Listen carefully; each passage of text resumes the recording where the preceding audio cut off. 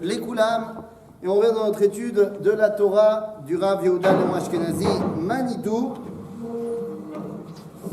Et après avoir parlé de manière générale de sa Torah, après avoir parlé de sa vision de comment il faut étudier la Torah, de la notion de Ish, Veisha et Baya Adout, on a parlé la semaine dernière de la création du monde et de ses objectifs.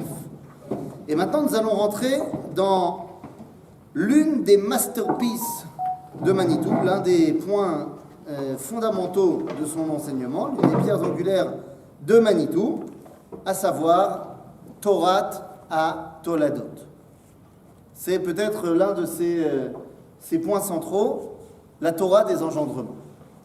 On a, la semaine dernière... T'attends.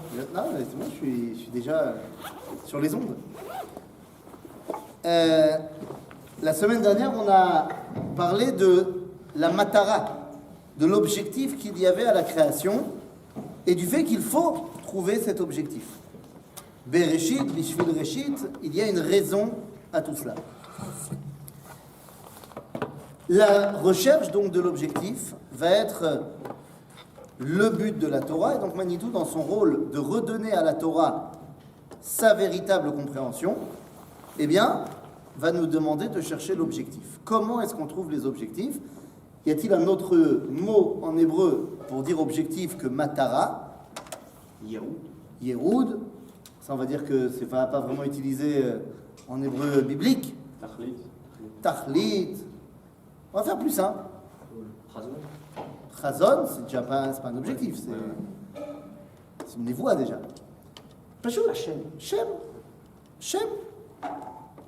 Shem, le nom, ça veut dire objectif. On le dit autant en hébreu qu'en français d'ailleurs. Je fais cela au nom de Leshem Shamaim. C'est-à-dire que le nom, c'est l'objectif. Entre parenthèses, lorsque vous donnerez le nom de vos enfants, eh bien, sachez que c'est quelque part l'objectif que vous espérez qu'ils vont remplir dans ce monde. C'est ça? Donc, essayez de trouver par les noms les objectifs à dévoiler dans ce monde. C'est le but de Torah à Toladot. Ensuite, une fois qu'on aura passé sur les noms, eh bien, on pourra voir comment est-ce que, dans une famille, on va réussir à mettre en place l'objectif. D'accord? Alors, on va commencer directement, car lorsqu'on parle des Toladot, des noms, la Mishnah, dans le traité de Pirkei Avot, nous dit que Asara Dorot ben Adam le Noach. Il y a 10 générations entre Adam et Noach, et 10 générations entre Noach et Abraham. La question est la suivante. Est-ce que la Mishnah pense que j'ai des problèmes de lecture? C'est-à-dire que la Mishnah, c'est quand même quelque chose qui est censé m'enseigner la Torah. Pourquoi est-ce que je n'ai pas besoin de la Mishnah pour me dire qu'il y a 10 générations entre Adam et Noach? Ben voilà, je prends les versets, je compte. Je n'ai pas besoin de la Mishnah pour me dire qu'il y a Sarah Dorot entre Adam et Noach. Et pareil pour entre Noach et Abraham. C'est vraiment pas compliqué de compter. Alors pourquoi la Torah me dit?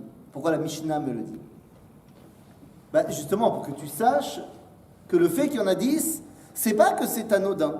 T'as compté, t'en as trouvé 10. Non, le 10, dans la tradition juive, dans la Torah, Bichlal, ça représente quelque chose. Ça représente quoi? Mazéa Esser.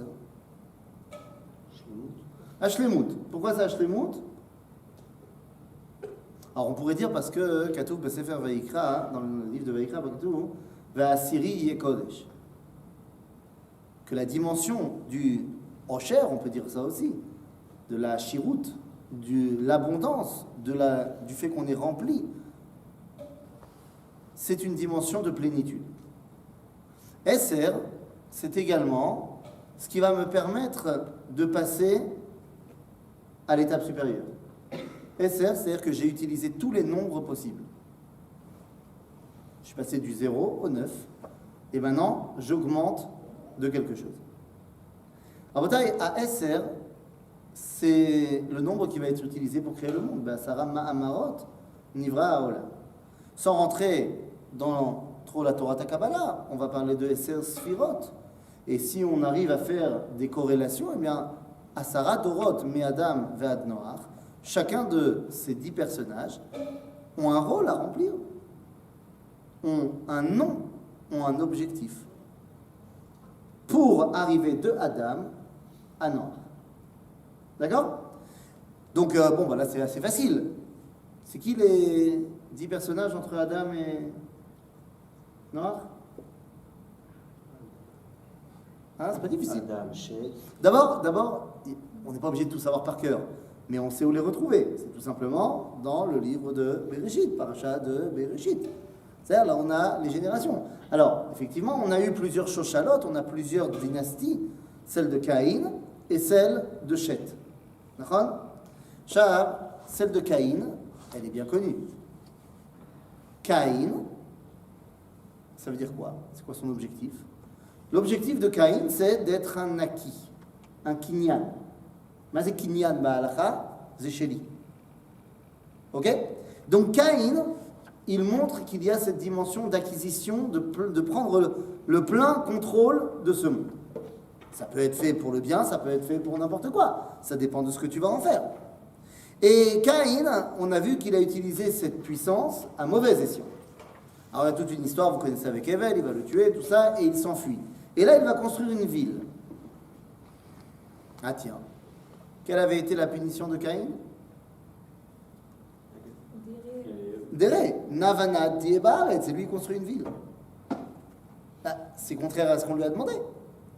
C'est-à-dire que le fait de errer fait qu'il n'a pas d'endroit, fait qu'il ne peut pas donc se reposer à quelque part. Il est tout le temps en mouvement. Galout, Mechaperet Avon. Lui, il décide de se poser. Et il va construire une ville, et il va l'appeler comment cette ville? Keshem Beno, au nom de son fils, Hanor. Hanor, c'est un beau nom. Hanor, c'est un début, une inauguration. Nachon. Le problème, c'est que c'est le nom de la ville également. Qui porte le nom de qui? Est-ce que c'est la ville qui porte le nom de son fils, ou c'est son fils qui porte le nom de la ville? En tout cas, dans tous les cas, on va perdre de la nature. La ville, c'est s'éloigner de la nature. S'éloigner du lien qu'on a avec Akadosh Baruch Hu. Et donc Hanor, lui aussi, il va avoir un fils. Et son fils, comment est-ce qu'il va l'appeler? Hein? Comment? Lémer? Non, Lémer, c'est beaucoup plus tard. Hanor, il va avoir un fils qui va appeler Irad, la ville pour l'éternité. Ir-Ad, ou alors Ir-Yarad, qui nous fait chuter. Puisque maintenant, j'ai mes murs, je suis derrière mes murs. Bon, évidemment, ce n'est pas une ville comme aujourd'hui, mais tout de même. Et donc Irad, lui aussi, il a un fils. Et ce fils, il va l'appeler comment? Eh bien, il va tout simplement l'appeler Mechouyael. Waouh! On efface Dieu. Et Mechouyael, il va avoir un fils qui s'appelle Metouchael. On le déracine complètement, on le tue. Et Metouchael, il y a là d'être Lamer. Ce fameux Lémer, on le connaît bien, il est particulier parce qu'ils se sont trompés à la naissance. Ils devaient l'appeler Meler. Meler, Moar, Lev, Kaved.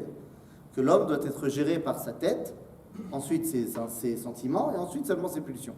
Lui, il est Lémer. Il a mis le cœur avant la tête. Comme disait l'autre, le cœur a ses raisons que la raison ignore. Nous, alors, qu'est-ce qu'il va faire, vu qu'il a son cœur en avant, ses sentiments mis en avant? Eh bien, hein, il a décidé de prendre 2 femmes. Alors, c'est pas le premier, hein, vous inquiétez pas. Ils avaient tous 2, 3, 12 femmes. Mais pourquoi ils avaient 2, 3, 12 femmes à l'époque? Pour avoir plein d'enfants. Plus t'as de femmes, plus t'as d'enfants.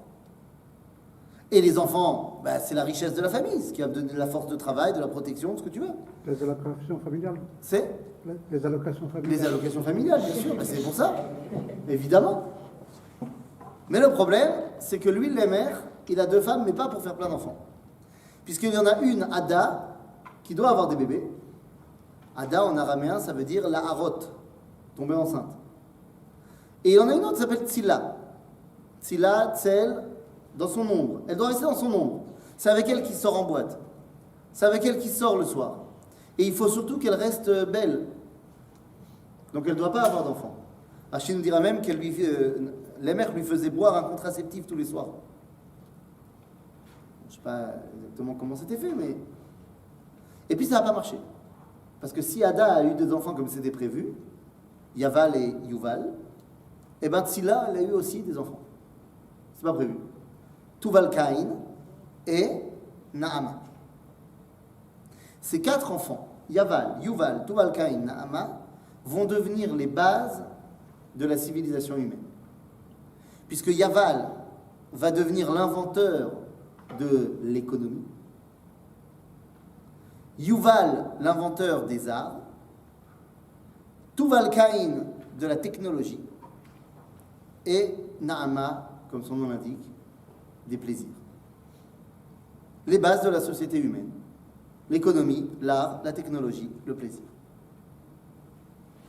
Donc Caïn a créé quelque chose, sa dynastie, a créé le moyen de développer ce monde, mais complètement détaché de l'origine du monde. Arrive donc la deuxième dynastie.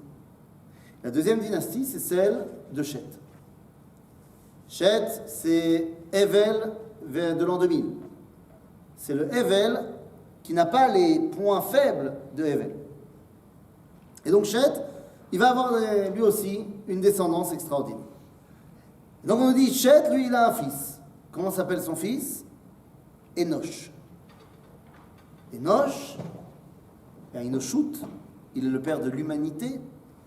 En quoi? Az uchal likro beshem Hashem. Enoch est celui qui commence à invoquer le nom de Dieu. Que les choses soient claires. Adam, Dieu lui a parlé. Caïn, Dieu lui a parlé. Mais on ne sait pas s'ils en ont parlé à d'autres.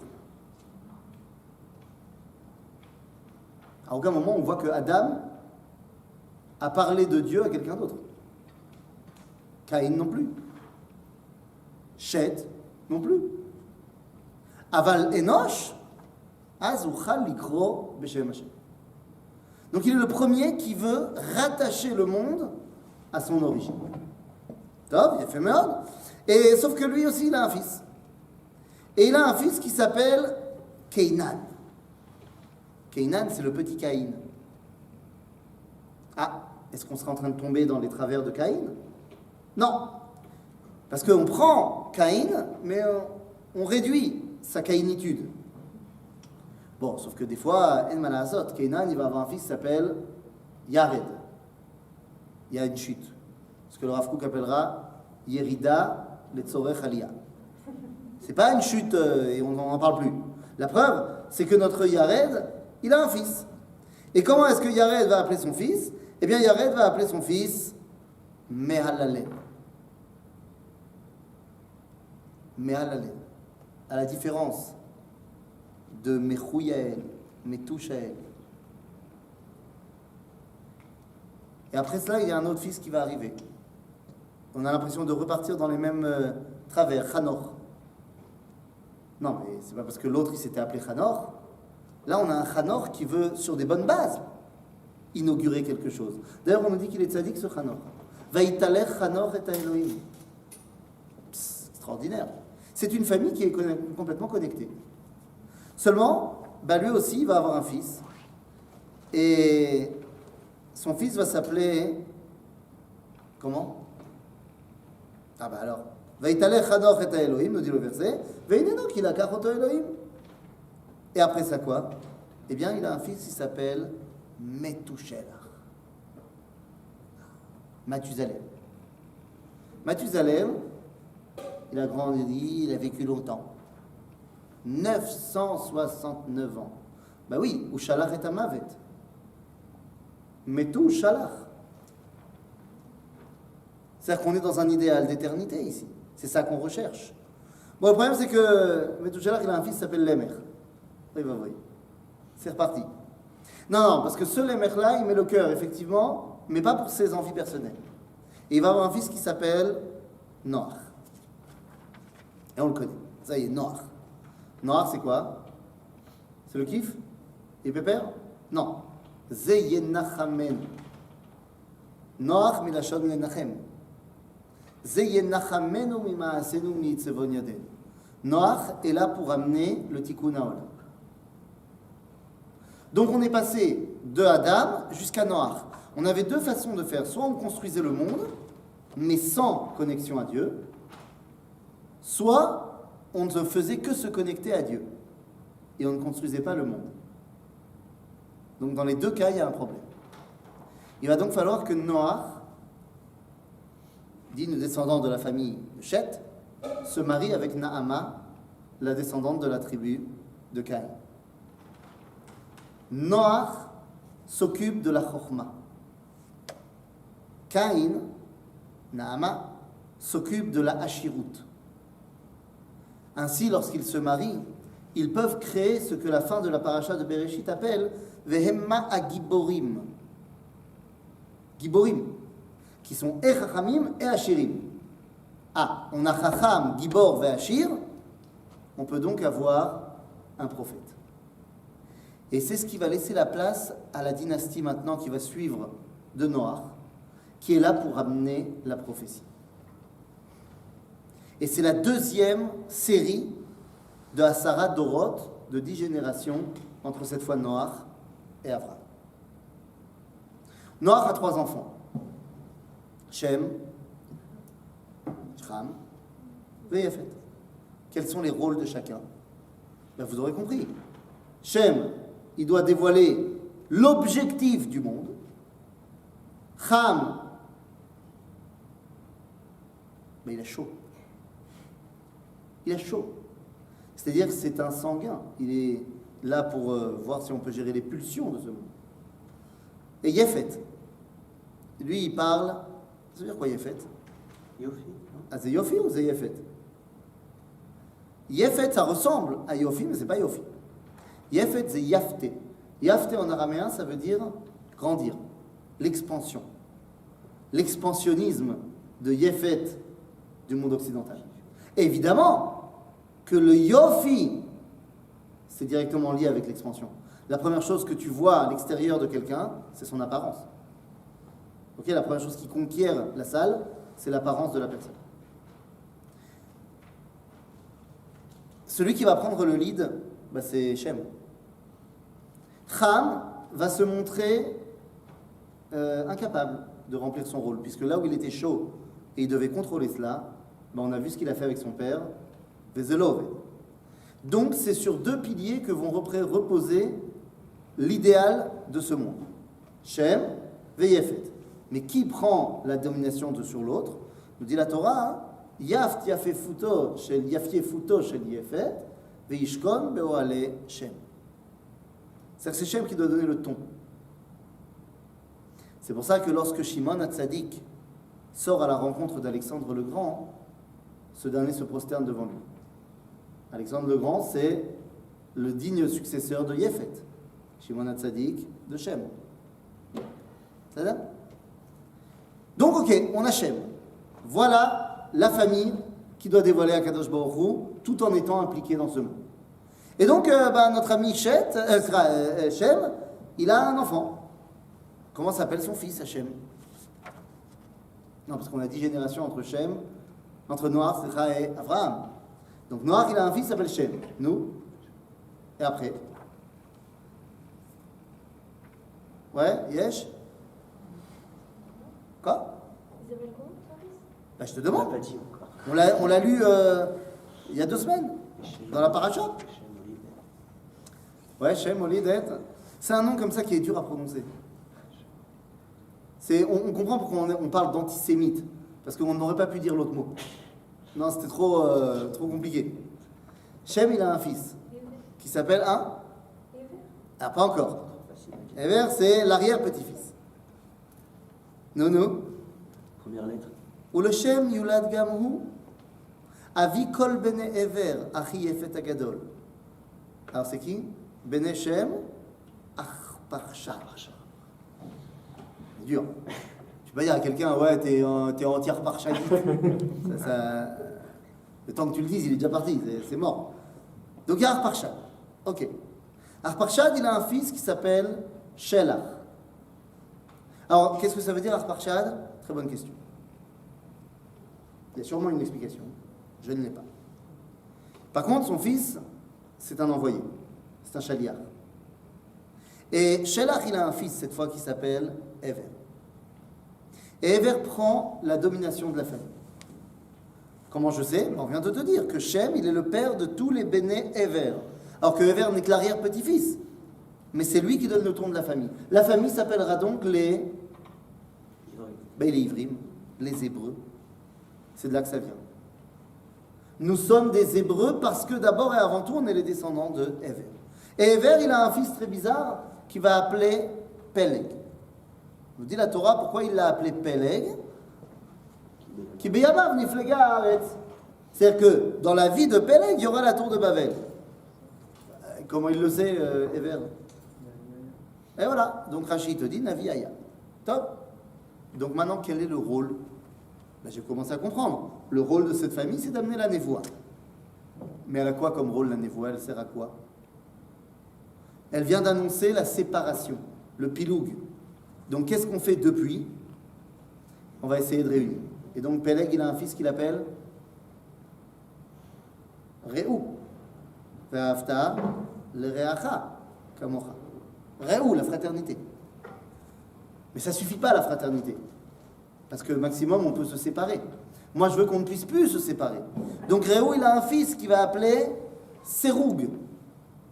Qui part Srouga. Alors vous êtes des Françaises.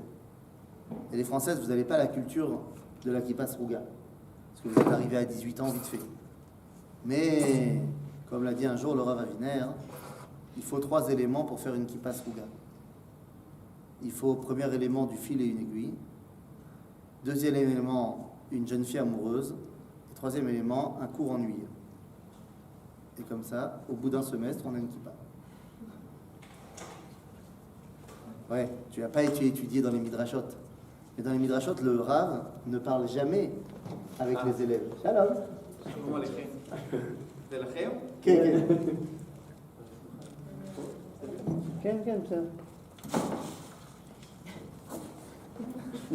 Il faut savoir que le Rav ne parle jamais avec les visages des jeunes filles, mais il parle avec leurs cheveux. Parce qu'elles sont... Mais elles écoutent, hein. Ça a l'air. Seroug, qui part, Srouga. Ouais. Pourquoi Peleg avec la névoie? Pourquoi est-ce que la névoie elle induit le... Ah non, elle n'induit pas. La névoie, à ce moment-là, c'est ça qu'elle nous a annoncé. Le piloug de la société humaine. Mais pourquoi d'Afka la névoie, elle vient au moment où on recherche la névoie? Ah, bah parce que... Ah, je comprends. Parce que tout est dans la recherche du Echad. Au moment du piloug, il n'y a pas plus antinomique de la recherche de Dieu que Migdal Bavel. Bien que ce soit Dieu qui l'ait emmené, il n'empêche qu'au final, les gens vont vivre la séparation. Alors que toute la recherche, c'est la recherche de l'unité. Donc il faut qu'il y ait quelqu'un qui accompagne cela. D'accord? Donc Seroug, il cherche à faire une solidité dans l'unité humaine. Et Seroug, bah c'est très bien, il a un fils lui aussi. Comment il s'appelle son fils à Seroug? Si on compte, on est déjà à Noach, Shem, Arpachshad, Shelach, Ever, Peleg, Seroug, Seroug, il nous en reste plus beaucoup. Donc on va avoir Nahor. Quoi? Comment on le sait? Non, non, quoi. Non, parce que Minor va d'Abraham, c'est soit tu comptes pas Noach, soit tu comptes pas Abraham. J'ai compris. C'est-à-dire Ad velo ad bichlal, nous dira le Talmud. Donc Nahor, et Nahor, c'est quoi Nahor? C'est le petit Noach. Et Nahor, il a un fils qui s'appelle Taré. Enfin, c'est comme ça qu'il est traduit en français. Terach. Et Terach, il a un fils. Enfin, non. Terach, il a 3 fils. Mais avant de parler des fils de Terach, Terach est donc un hébreu. C'est un hébreu. Nous sommes les hébreux. Et nous avons comme rôle de l'ikro b'shem Hashem, de dévoiler Akadosh Baruch Hu, de par la névoie et de par l'unité de l'humanité. Tout un programme. Où est la terre des Hébreux? Ils habitent où, les Hébreux? Eretz Canaan. Non. Donc c'est normal d'appeler la terre des Hébreux Eretz Canaan. Ça dépend quand, hein, ils sont bougés. Alors je te demande, comment tu sais que toi tu veux les voir ici en Israël? Mais vers la Yarden, Quoi, ils sont mis vers la Yarden, donc de l'autre côté. ça dépend, tu sais. Mésopotamie et tout. Ganov, Gonov. Ganov, Gunovti, nous dit Yosef, à la fin de Bereshit. Yosef a été kidnappé d'ici, ça c'est sûr. Et ici, il est kidnappé. Il y a combien d'Hébreux qui habitent ici, à l'époque où Yosef est kidnappé? Avec sa femme aussi. Donc, allez, 12? Non, allez, 20. allez 20. C'est quoi 20? Voilà, les femmes, les enfants, la copine du copain, 50. Pour 50 personnes, tu nommes toute la région au nom de ta famille et devant les instances internationales. Puisque Yosef dit au grand échanson avant de redevenir ministre, il dit voilà, les élections se sont bien passées, tu reviens au Parlement, dis un mot pour moi au président, et dis-lui Gunov, Gunav, Tim Eretza Ivrim. C'est-à-dire qu'au niveau international, c'est connu que cet endroit est la terre des Hébreux. Alors pourquoi elle s'appelle Canaan? Vakanaani Asbaretz. Sauf que ce verset arrive après. C'est-à-dire que la terre s'appelle Eretz Canaan avant que le verset Vakanaani Asbaretz Mofia. Lorsque Terach va partir, il n'y a pas encore eu le verset Vakanaani va Perizi Az Yoshev Haaretz. D'accord? Et là, la terre de Canaan, Canaan, n'est pas Canaan à cause du Canaani. Elle est Canaan, Biglal, pour la raison qu'il faut la Mida de Knia pour hériter de cette terre. Knia, soumission. Ou alors, comme on dit en français, Islam. Soumission. C'est-à-dire qu'il faut cette dimension de soumission à Kadosh Baruch Hu pour hériter de la terre d'Israël. Mais sauf que, ils n'y sont pas en terre d'Israël. Où est-ce qu'il habite Terach? À Our. Alors c'est plus ou moins le sud de l'Irak actuel. Comment est-ce qu'on appelle ça donc, quelqu'un qui n'est pas chez lui? Dans le judaïsme, on appelle ça la galoute. Ou bagaloute. Terach, bagaloute. Et qu'est-ce qu'il fait, bagaloute? Qu'est-ce qu'il fait? C'est quoi son métier à Terach? C'est son métier? Avodah Zara? Des idoles. Non, Ah, il vend des idoles. Qui t'a dit que lui, il était Oved Avodah Zara? Il vend des idoles. Bon, qu'est-ce que ça veut dire vendre des idoles? D'autant mort. Les gens sont bêtes, à votre avis, les gens de l'époque. Ils sont vraiment stupides. C'est-à-dire, Terach, il est en train de te faire une nouvelle idole en terre glaise. C'est-à-dire, tu peux même, il y a des jours où tu peux même le voir travailler. Donc le mec, tu as vu prendre la boue, il a fait l'idole, il a fait deux petits yeux, il est content, et il le vend. Ça sera le dieu de la pluie. Et toi, t'achètes. Mais Béhémet, tu crois que la pierre, la terre glaise, là, elle fait quelque chose? Non, mais il y a une idée derrière. Ah, donc ça veut dire qu'ils ne vendent pas les idoles. C'est un package. C'est un paquet. L'idole, c'est stam. Tu sais, c'est comme... Il y a des juifs aussi qui mettent un fil rouge ou qui mettent une charchette comme ça, marqué à Esheli, et dedans il y a le pétek de Rabbi Nachman, qu'en fait il n'y a pas de pétek dedans. C'est-à-dire, on la connaît l'histoire. S'il y a quelqu'un ici qui a... Tout le monde sait regarder. C'est-à-dire, c'est stam. Ça veut dire quoi? Ils vendent des idéaux qui sont là pour rattacher les gens à quoi? À Dieu. Est-ce que Zébécéder, la Avodah Zara, nous dit le Rambam, Zézar Lanou. Ah ben ça peut être cachère pour eux. Ça dépend quoi? Avodat et Lilim, l'idolâtrie, c'est interdit aussi pour eux. Mais Avodah Zara, c'est-à-dire ce qu'on appelle dans la halakha, Avodah Zara Beshitouf.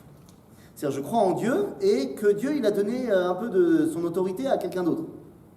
C'est une marloquette, est-ce que c'est interdit chez les goïms? Chez nous, c'est interdit. Mais est-ce que c'est interdit chez les goïms? Est-ce que les goïms, on peut tellement leur en vouloir de ne pas avoir Emunat Ayichoud? Le christianisme, c'est Chitouf, par exemple? Alors, pour les poskim ashkenazim, c'est Chitouf. Pour les sfaradim, c'est Avodah Zara la Mahadri. Et Lilout. Donc, la vraie question, elle est là. il vend des idéaux pour se rattacher à Dieu. Et les goïms viennent le voir lui. Ça veut dire que Terach, nous on le voit toujours comme étant le mec, il a compris, idolâtre. Mais le goy sait que s'il veut parler du divin, il va voir l'hébreu. C'est fantastique ce que dit Rabbi Yehuda Halevi dans le Sefer HaKuzari. Vous vous rappelez? Quand il commence à se poser les questions de qui il doit parler, à qui il doit aller parler. Donc il se dit, je vais aller voir les trois grandes spiritualités. L'islam, le christianisme et la philosophie. Ubadavar asher la Yehudim. Et à propos des juifs, c'est sûr qu'ils ont tort. Ben, regarde comment ils sont persécutés partout. C'est sûr que Dieu, c'est pas leur copain. Donc il décide de ne pas aller les voir. Alors pourquoi au final il va quand même le voir, le Chaver, le juif? Il n'est pas convaincu des autres. Et alors, d'accord, j'ai pas été convaincu par les autres. Ça veut pas dire que je dois aller voir celui que de base, j'ai dit c'est sûr qu'il a tort. Hein? C'est-à-dire que les trois autres, quand ils parlent d'où ça vient le contact avec le divin, ils citent les juifs.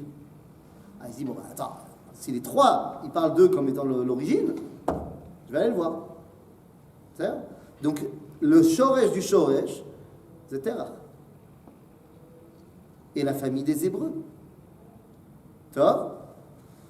Et donc, ce Terach qui habite à Orkazim, eh bien, il a trois fils, qui représentent eux aussi trois façons de gérer cette transmission. L'un s'appelle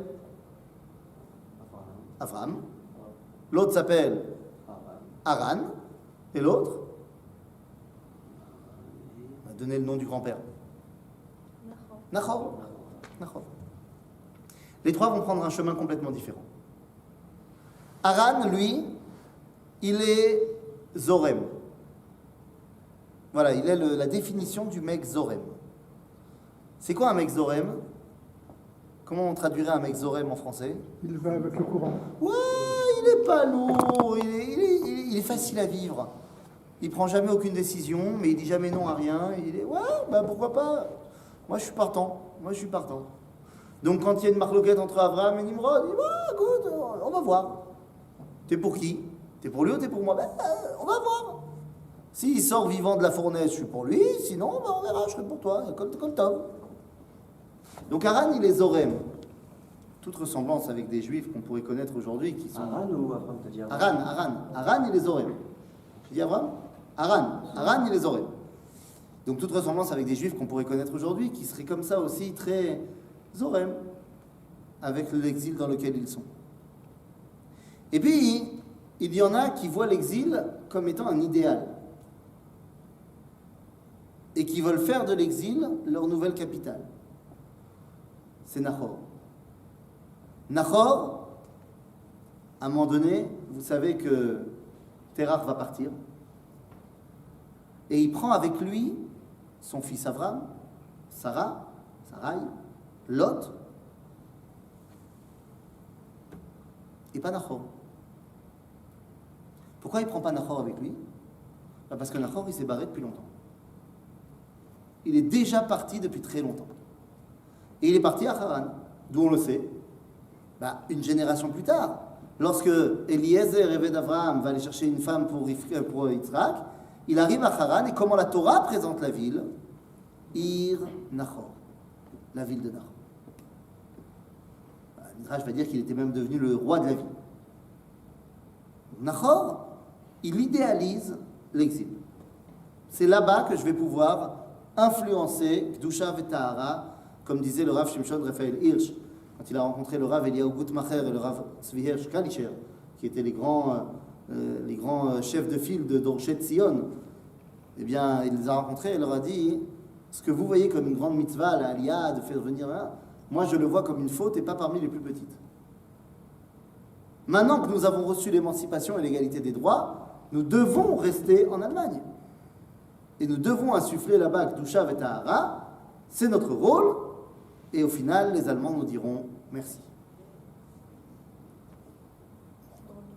Écoute, c'est pas certain que les Allemands aient dit merci. Je viens de recevoir un message juste avant le cours d'un ami qui est actuellement à Florence. Et il nous dit, c'est incroyable, on est sorti de l'hôtel. On s'est baladé. Et tout d'un coup, je vois une procession silencieuse de gens avec des pancartes. Auschwitz, Buchenwald, Majdanek, Treblinka. Tous les panneaux avec tous les noms des camps. Il ne comprend pas. Il demande à une des personnes, mais qu'est-ce qui se passe? Et le mec lui dit, en 1943, le 6 novembre, eh bien, c'était la déportation des Juifs de Florence.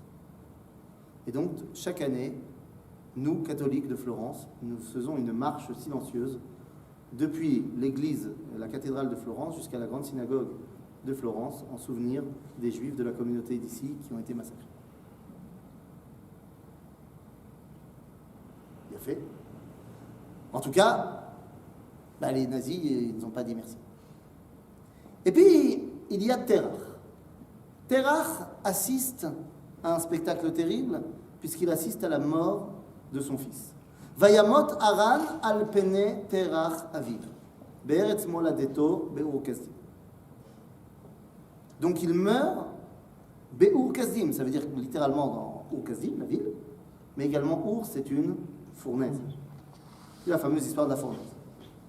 Et à ce moment-là, il part. Où est-ce qu'il part? En Eretz Kenan. Eretz Israël. Pourquoi? Et c'est le pays de ses ancêtres. Ah. Mais nous dit le Midrash, qui est l'instigateur de l'idée? Avram. Puisqu'il y a marqué la lechet itam arza Kenan. Mazé itam ito. Non, itam, parce que celui qui a donné l'idée, c'est Avram. Mais comme le chef de famille, c'est toujours Terach. Donc c'est lui qui doit faire l'action. Mais l'idée vient d'Avram. Et si on rentrait faire notre alia? Et si on rentrait à la maison? Et vous connaissez la suite du film. Finalement, ils n'arrivent pas en Eretz Israël, ils arrivent à Haran et ils se posent là-bas. Pourquoi ils se posent là-bas? Au début, pour s'arrêter, se reposer chez Nachor. Et puis, ils restent. 1 an, 2 ans, 10 ans, 12 ans, 20 ans. Combien de temps ils sont restés? Si le Midrash est vrai, que Abraham a découvert Dieu à 3 ans, ça fait quelques années, puisqu'il est parti à 70 ans. Ça fait quelques années qu'ils étaient à Haran. Si on limite les âges en disant qu'il est parti de Ur Kasdim à 48 ans, ça veut dire que ça fait 25 ans qu'il est là. C'est-à-dire, c'est pas mal. Et finalement, eh bien, Abraham veut lui dire Lech Lecha. Et la première question qu'on doit se poser, c'est en quoi Abraham a mérité le dévoilement divin? Je ne connais rien de lui. Du moins dans la Torah, je ne connais rien de lui. Dans le Midrash, on m'a raconté plein d'histoires, mais dans la Torah, on m'a rien raconté sur lui. Noach, on m'avait dit au moins qu'il était Ish Tzadik, Tamim Mayav Dorotav. Là, on me dit Vayomer Hashem el Avram, Lech Lecha. Mais non. Pourquoi? La seule chose que je connais d'Abraham, ce ne sont pas ses actions, mais c'est sa généalogie. Je sais quels sont ses engendrements, enfin pas ses engendrements, c'est qui l'a engendré. C'est Toladot d'avant. C'est-à-dire, je sais qu'il est un hébreu. Et c'est ça qu'on veut m'expliquer au début. Le Lech Lecha, il est là parce qu'il y a eu une volonté première de sa part de partir. Et donc, Dieu lui dit Lech Lecha. C'est pas venu comme ça. Il est l'héritier d'une identité et en plus, il a été actif dans cette identité.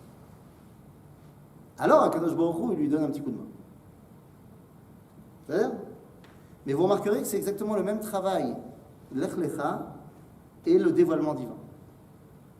Dieu ne s'est pas révélé à Abraham, pouf. Il se révèle à Abraham après qu'Abraham ait lancé la recherche. Est-ce qu'Abraham tout seul est arrivé à Dieu? Vous connaissez le Midrash? Il a vu le soleil, il a dit c'est le soleil. Après il a vu la nuit, il a dit non, c'est la lune. Après il a revu le soleil, c'est le soleil. Après il y a eu des nuages, il a dit c'est les nuages. Après il a vu le vent qui a enlevé les nuages, c'est le vent. Et à la fin, c'est quoi la fin de l'histoire? Bira. Quoi, Bira? Il y a une phrase. Oui, il y a une phrase. C'est la personne qui a créé tout ça, le créateur. Ben justement, non. Il est arrivé, pas à la conclusion que donc, il y a le patron. il est arrivé à cette phrase Efshar bira zo lelo manig. Quoi, c'est possible qu'il n'y ait personne qui gère tout ça? C'est à ça qu'il arrive. Il arrive au doute. Et là, on nous dit dans le Midrash Etzit salav ba'al abira, va'amar aniu ba'al abira. À ce moment-là, le patron, il a dit ah, c'est moi. C'est-à-dire que la recherche vient d'Abraham, le dévoilement vient d'en haut. Pareil, la volonté de partir, de revenir en Eretz Israël vient d'Abraham, l'ordre va venir d'en haut. Et vayomer Hashem el Avraham lech lecha. Et à ce moment-là commence son travail des Toladot. Pour ça, il va devoir retrouver son Shem, son nom. Il s'appelle, au départ, Avram. C'est-à-dire quoi, Avram? Des peuples. Peuple élevé. De beaucoup, Non, père élevé. D'accord. Avram, ça veut dire père grand. Papy. Grand-père. Avram, père grand. Il est l'origine de quelque chose qui va devenir grand. C'est toute la différence avec Moshe. Et oui, Avram, il est Avram. Moshe, il n'est que Ben Amram. Moshe, il est le fils d'un peuple grand. C'est-à-dire toute la force d'Avraham, elle vient d'Avraham. Toute la force de Moshe, elle vient du Ham Israël. C'est une grande différence. En tout cas, Avraham, il ne restera pas Avraham. C'est bien beau d'être un père grand, mais pour que tu aies une influence sur les autres, il faut que tu rajoutes Ribono Shel Olam. Donc tu vas devenir Avraham. D'accord. Mais Sarah, c'est pas du tout ça. Sarah, elle s'appelle comment à l'origine quand elle est née là? Quand ils ont fait la Brita? Sarai. Elle s'appelle Sarah. C'est-à-dire, dès le départ, on l'appelle Sarah. Alors, on lui donne un petit surnom. Les gens lui donnent un surnom. Ils l'appellent Iska. Nous dit Rashi pourquoi Iska? Ouais, chez Kulam Sochim Beyofia. Ou alors, Ki Socha Beruach HaKodesh. C'est-à-dire que Sarah, tout le monde parle d'elle. Tout le monde veut se connecter à elle. Finalement, c'est le tonton qui va se marier avec. Et au moment où il se marie avec elle, il l'appelle Sarai.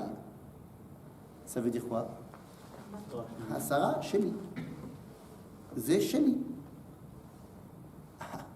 Puisque le rôle de Sarah est d'amener à un peuple qui a une vocation universelle, tant qu'Abraham, il dit Yéni, il y a moi, touche pas,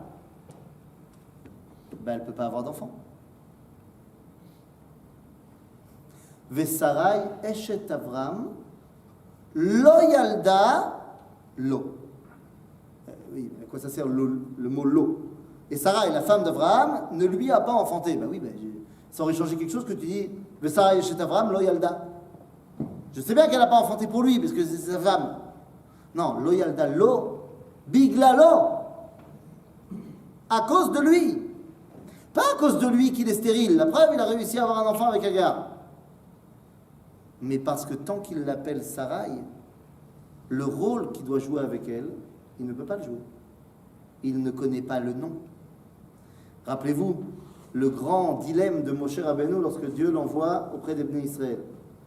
Il dit, mais attends, 2 secondes, ils vont me demander un truc. C'est quoi ton nom? Savoir quel est le nom des choses, c'est-à-dire l'objectif des choses, c'est le rôle des Toladot, c'est le rôle du peuple juif. Donc finalement, Dieu dit à Abraham, tu vas l'appeler Sarah. Parce qu'elle s'appelle Sarah, Bémet. C'est Sarah, Ishtecha, Lotikra et Shma Sarai. Qui Sarah Shma?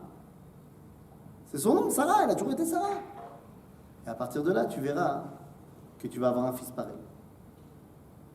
Et si vous voulez, c'est la fin de Toldot Avraham Shlav Aleph, où Avraham accepte son rôle universel. Maintenant, la prochaine étape, c'est d'expliquer à Avraham que ce rôle du peuple juif ne pourra pas être fait uniquement par lui.